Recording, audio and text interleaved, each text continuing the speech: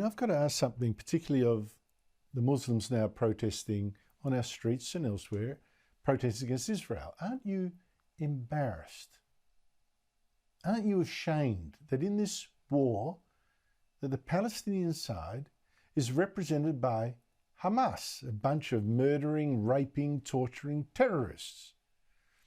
And is it a time that Arabs especially, Muslims generally, were represented by people who look civilized, who look peaceful, tolerant, modern, forward-looking, instead of looking like Hamas, medieval butchers?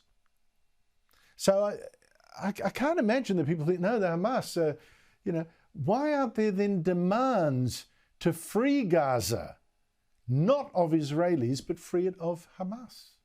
I really don't get it.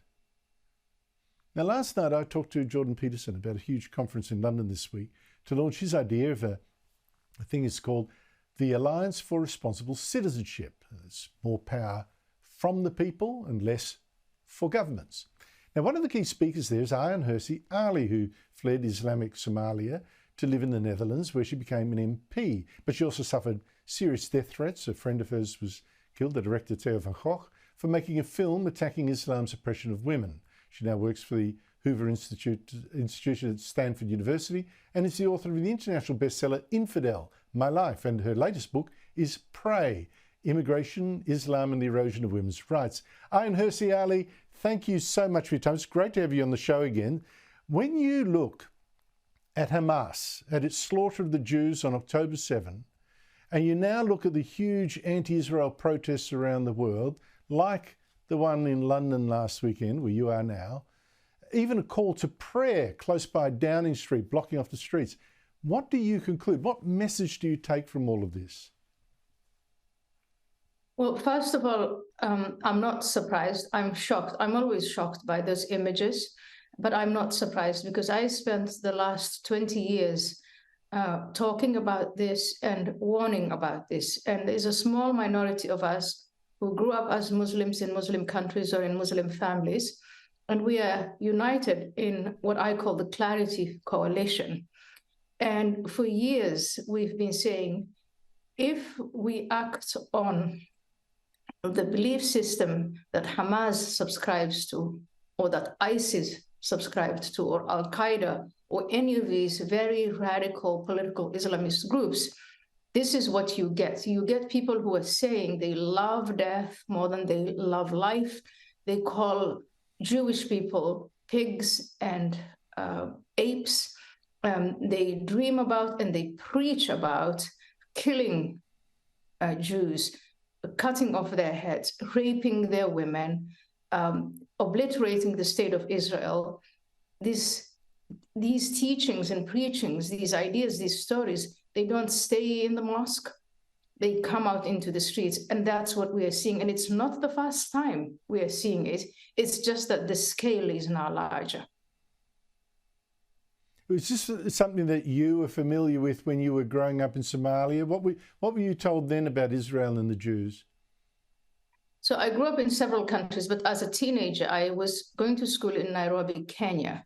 And we identified, I went to the Muslim girls' secondary school, and most of us in that school identified as Muslim, but we were not political. We were not even overtly religious. And then from one day to the next, we had a penetration of a movement called the Muslim Brotherhood. And there was some kind of Iranian activity. But with the Muslim Brotherhood came the doctrine of Hamas, that we saw ourselves not as Muslim individuals who worshipped God according to the Quran. We were basically, members of the Ummah, Muslims. And if you are a non-Muslim, our job as teenagers, as Muslims, was to try and convert the others. And if they refused, then we had to do what was in our means to bring them to destruction. And as a teenage student in a secondary school, in a high school, our job was to sit down and pray for their destruction. So I sat there with my fellow students praying for the destruction of the Jews and the Christians, but in particular the Jews. And when I reflect back on that time, I remember thinking, but where were the Jews? We didn't have any Jews that I knew of in our neighborhoods. I hadn't seen a Jew until I came to the Netherlands in 1993, and I went to a place called Antwerp in Belgium. That was the first time I saw Jewish people. But for years and years, I had been praying for their destruction.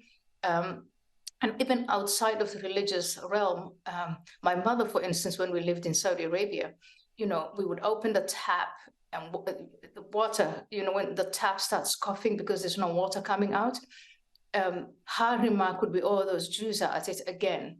And everybody would nod and sort of, affirm the fact that all things evil were caused by the Jews: lack of water, lack of food, diseases, political and economic turmoil.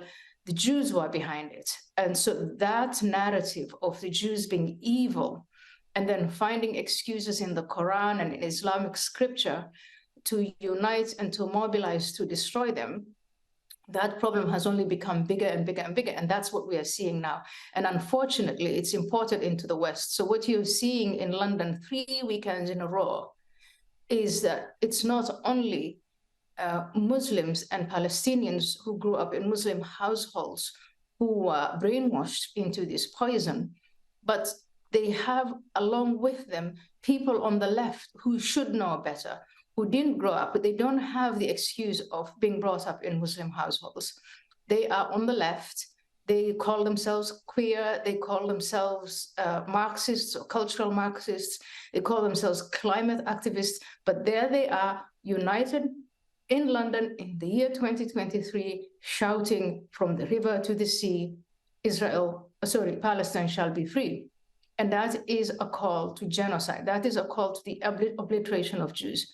And these are people who are educated. I remember in 2001, 2002, in Europe, when we were discussing, what should we do about Muslims? They would say they should be educated. Well, here you have educated masses who are marching for the destruction of Jews.